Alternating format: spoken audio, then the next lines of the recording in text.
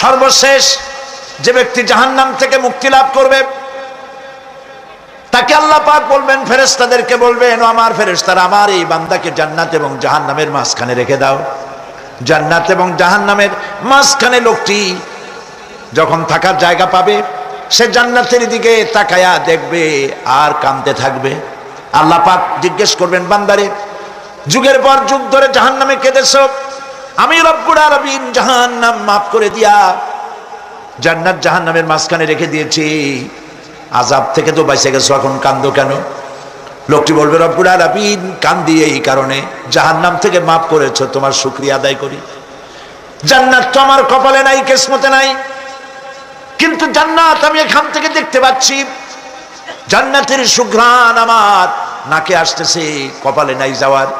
আমি কাঁদি এই জন্য, তুমি যদি মেহেরবানি করে আমাকে জান্নাতের দরজার কাছে একটু দাঁড় করায় দিতা, প্রাণ ভরে তোমার জান্নাতের দৃশ্যটা একটু দেখতাম।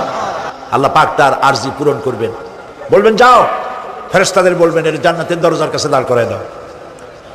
জান্নাতের দরজার কাছে দাঁড়িয়ে লোকটি আবার কান্না শুরু করবে। আল্লাহ পাক প্রশ্ন করবেন, এবার কান্দো কেন? লোকটি বলবে, রব্বুল আলামিন কান্দি এই কারণে, জান্নাতের এই দরজায় দাঁড়ায়া জান্নাতের অফুরন্ত নেয়ামত কিছুই ভালো করে দেখা যায় না, শুধু অল্প জায়গা দেখি। যদি তুমি আমারে দয়া করে জান্নাতের মাঝখানে দাঁড় করায় দিতা, চতুর্দিকে তাকায়া তাকায়া দেখা কলিজারে ঠান্ডা বানাইতাম। তবে আমি ওয়াদা করি, জান্নাতের কোনো নাজ নেয়ামত, কোনো ফল আমি খাবো না, ধরবো না, সইব না। একটুখানি মেহেরবানি করে মাঝখানে দাঁড় করাইয়া দাও, জান্নারে ঠান্ডা করি। আল্লাহ রব্বুল আলামিন ফেরেশতাদের বলবেন, আমার এই বান্দারে জান্নাতের মাঝখানে দাঁড় করাইয়া দে। আল্লাহর নবী বলেন, জান্নাতের মাঝখানে দাঁড়িয়ে লোকটি আগের চাইতে আরো জোরে চিৎকার মেরে কাঁদতে থাকবে। আল্লাহ পাক বলবেন, বান্দারে কি হলো তোর?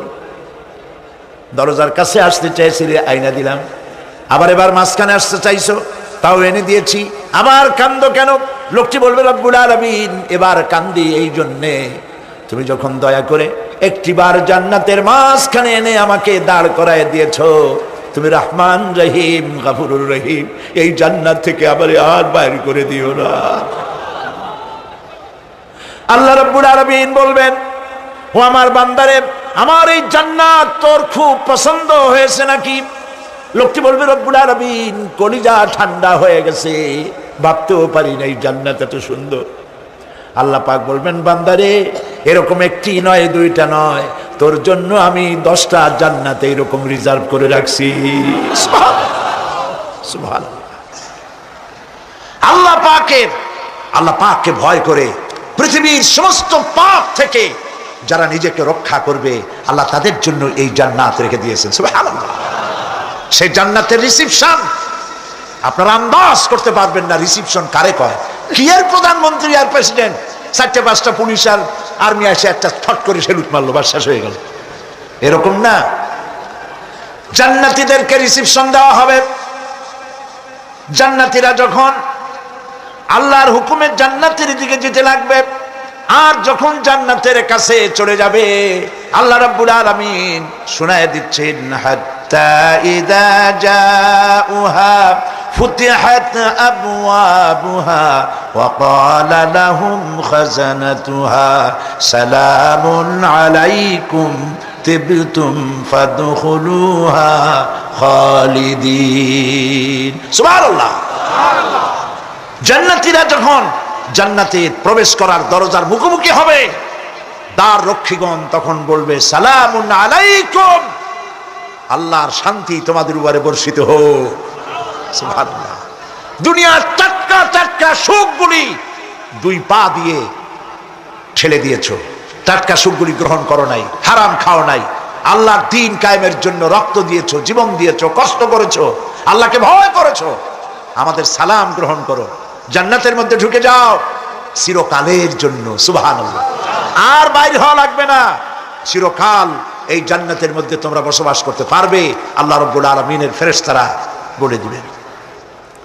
জান্নাতের মধ্যে আল্লাহ পাক হুরদের সঙ্গে জান্নাতীদের বিয়ের ব্যবস্থা করে দিবেন।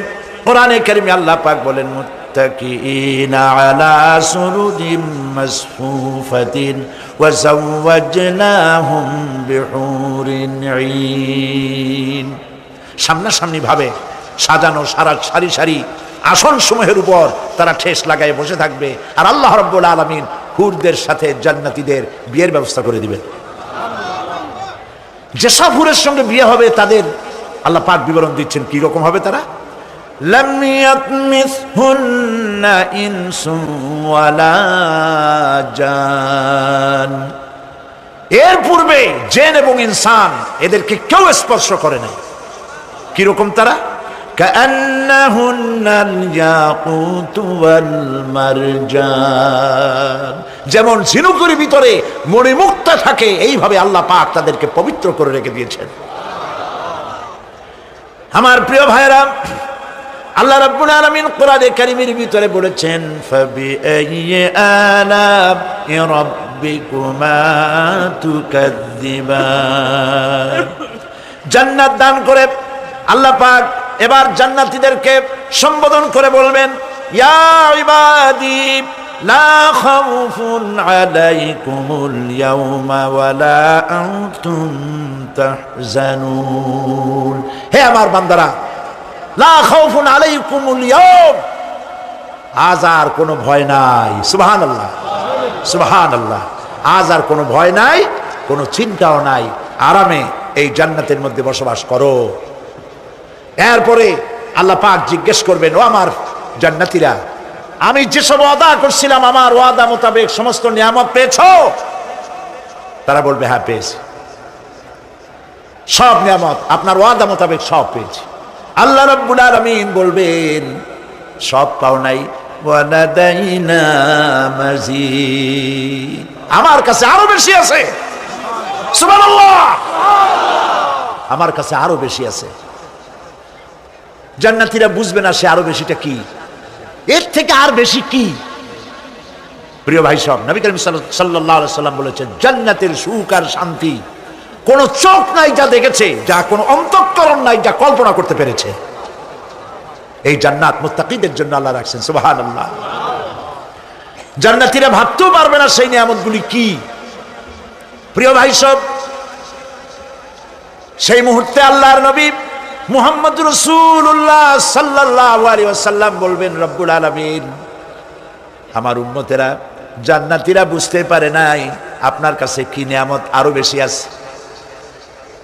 আমার এই উম্মতেরা জান্নাতীরা আপনার ওয়াদা মোতাবেক সব পেয়েছে, কিন্তু একটি জিনিস এখনো তাদের কিসমতে হয় নাই। সে জিনিসটা হলো যারা তার রবকে না দেখে শুধু কোরআন আর হাদিসের কথা শুনে আরবের ঘুম হারাম করে তাহাজ্জুদের নামাজ আদায় করেছিল, চোখের পানি ফেলেছিল। যারা জান্নাত দেখে নাই, জাহান্নাম দেখে নাই, আপনাকে ভয় করে যারা জীবন পরিচালনা করেছিল, যারা আপনাকে দেখে নাই, না দেখে শুধু কোরআন হাদিস বিশ্বাস করে যারা অকাতরে নিজেদের জীবন বিলায় দিয়েছিল, এই জান্নাতীরা এখন পর্যন্ত তার রবকে দেখতে পারে নাই। আল্লাহ রাব্বুল আলামিন তার সামনে থেকে ৭০,০০০ পর্দা সরে যাবে। আল্লাহ পাক বান্দাদের আরজি পুরা করার জন্য জান্নাতীদের সামনে তিনি জালোয়া ফরোজ হবে।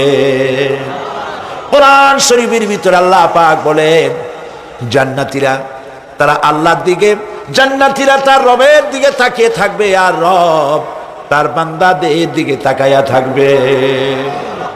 প্রাণ ভরে জান্নাতীরা রবকে দেখবে। সুবহানাল্লাহ, আল্লাহ পাককে দেখবে। প্রাণ খুলে আজ দোয়া করি রব্বুল আলামিন জান্নাতের যেই পরিবেশে যেই জায়গায় তুমি দয়া করে তোমার গোলামদেরকে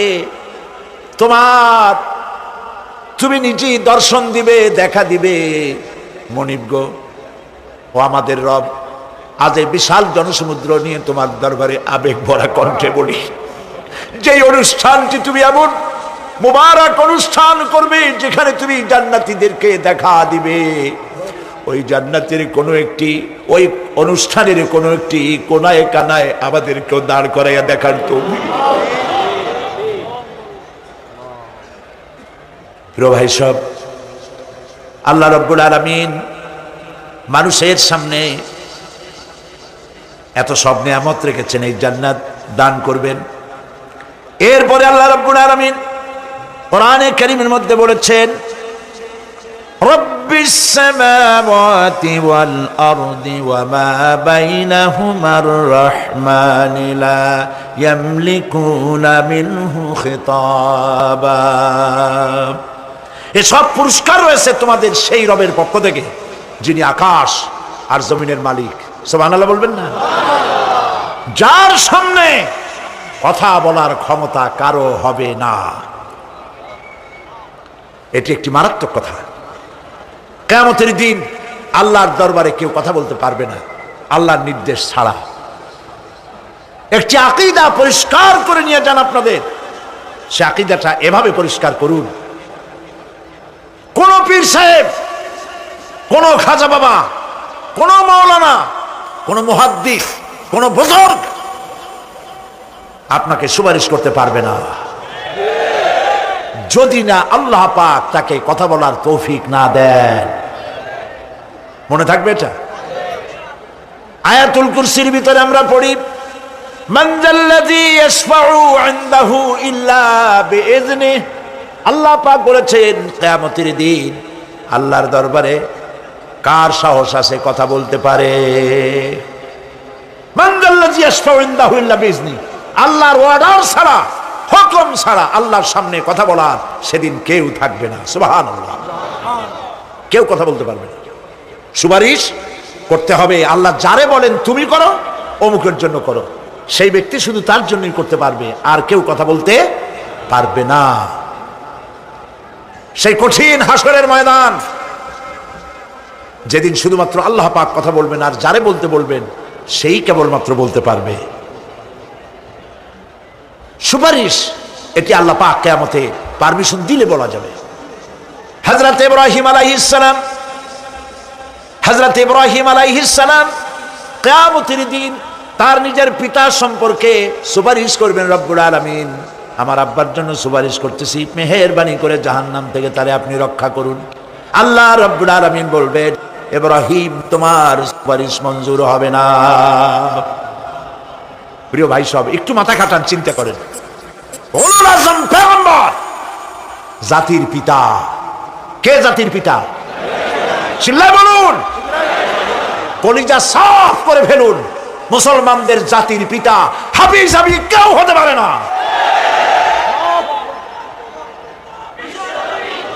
মিল্লাতা আবিকুম ইব্রাহিম। ইব্রাহিম আলাইহিস সালাম এই মিল্লাতের পিতা। সুবহানাল্লাহ। হযরত ইব্রাহিম আলাইহিস সালাম কিয়ামতের দিন বলবেন, আল্লাহ আমার আব্বার জন্য সুপারিশ করছি। আল্লাহ পাক বলবেন মঞ্জুর হবে না। আজর তোমার পিতা হতে পারে, কিন্তু আমার খলিলকে আগুনে ফেলার জন্য নমরুদকে সে সহযোগিতা করেছে, আমি তোমার পিতাকে ক্ষমা করব না। নবী করিম সাল্লাল্লাহু আলাইহি সাল্লামকে সাহাবায়ে কেরাম জিজ্ঞেস করেছেন, হে রাসূল আপনার আব্বা এবং আম্মার অবস্থা কি হবে? নবী করিম সাল্লাল্লাহু আলাইহি সাল্লাম কেঁদে ফেলেছেন, সব বলেছেন আমি তাদের কোনো উপকারে আসব না। আল্লাহু আকবার। আপনি মনে করছেন নাকি যে ইয়া নবী সালাম আলাইকা বলি অমনি নবীর সুপারিশ পাবেন? এত সহজ। কতগুলো রসগোল্লা খাইলেন আর বড় একটা মিছিল করলেন আর অমনি চলে যাবেন? পৃথিবীর সব মানুষ, সাহাবায়ে কেরাম বাদ দেন, পৃথিবীর সমস্ত মানুষ একত্রিত হয়ে আবু তালেব রাসূলুল্লাহকে যে ভালোবেসেছেন, ওর 1000 ভাগের 1 ভাগও সারা দুনিয়ার মানুষ রাসূলুল্লাহকে ভালোবাসতে পারবে? পারবে? নিজের ছেলে আলীকে, আলী রাদিয়াল্লাহু তাআলা আনহুকে আলাদা বিছানায় শোয়াইয়া, ছোট্ট মানুষ হযরত আলী আলাদা জায়গায় রাখা, মুহাম্মদুর রাসূলুল্লাহ সাল্লাল্লাহু আলাইহি সাল্লাম এতিম মানুষ তারে কলিজার সাথে বুকের মধ্যে আশ্রয় করে দিয়ে আগলে রেখেছেন বুক ভরে। সেই আবু তালেব মৃত্যুর সময় নবী করিম সাল্লাল্লাহু আলাইহি সাল্লাম বলেছিলেন, চাচা একটি বার আমার কানে তাওহীদের কালেমা শোনায় দেন। আবু তালেব তার কিসমতে ছিল না কালেমা। মরে যাওয়ার পর একজন সাহাবী বলেছিলেন, ইয়া রাসূলুল্লাহ মৃত্যুর সময় আবু তালেবের মুখ আমি নড়তে দেখেছি, তিনি কালেমা পড়েছেন সম্ভবত। রাসূলুল্লাহ সাহেব বলেছেন আমি শুনি নাই। এত ভালোবাসার পরেও হাদিস শরীফে এসেছে আবু তালেব জাহান্নামে যাবে। কোথায় যাবে? জাহান্নামে। সবচাইতে কম আযাব হবে কার? আবু তালেবের। কম আযাবটা কি? হাদিস শরীফে এসেছে কম আযাব হলো জাহান্নামের আগুন দিয়ে এক জোড়া জুতা তৈরি করে আবু তালেবের পায়ে পরিয়ে দেওয়া হবে। সেই জাহান্নামের আগুনের তৈরি করা জুতার তাপে আবু তালেবের মাথার ঘিলুগুলো টকবক করে বউ পড়তে লাগবে। এত ভালোবেসে যদি কিয়ামতে উপায় না হয়, আপনি ইয়া নবী সালাম আলাইকা, ইয়া রাসূল সালাম আলাইকা আর কতগুলো জিলাপি খাইলেন, বড় একটা মিছিল করলেন। প্রিয় ভাই সব, এইসব বিদআত ছাড়ুন, এগুলি সুস্পষ্ট বিদআত। রাসূলুল্লাহকে ভালোবাসবেন, সাহাবীরা যেভাবে ভালোবেসেছেন ওইভাবে ভালোবাসবেন। আল্লাহ রাব্বুল আলামিন বলেন, যালিকাল ইয়াউমুল হক ফামান শাআ আত্তাখাযা ইলা রাব্বিহি মাআবা। এই দিনটি অবশ্যই আসবে, সেদিনটি নিশ্চিতভাবে আসবে। আর এখন যার ইচ্ছা সে তার রবের দিকে অগ্রসর হোক।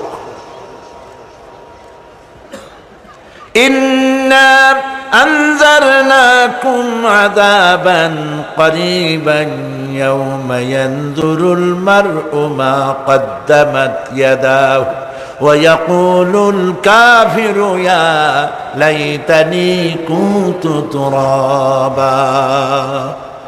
ইন্না আনজারনাকুম আযাবান করিবা, খুব নিকটবর্তী একটি আযাব সম্পর্কে আমি তোমাদেরকে সতর্ক করে দিলাম। কে বলতেছেন? আল্লাহ পাক। লক্ষ্য করুন আল্লাহ কি বলছেন, খুব নিকটবর্তী একটি কঠিন শাস্তি, আযাব, অর্থাৎ কিয়ামত, এ সম্পর্কে আমি তোমাদের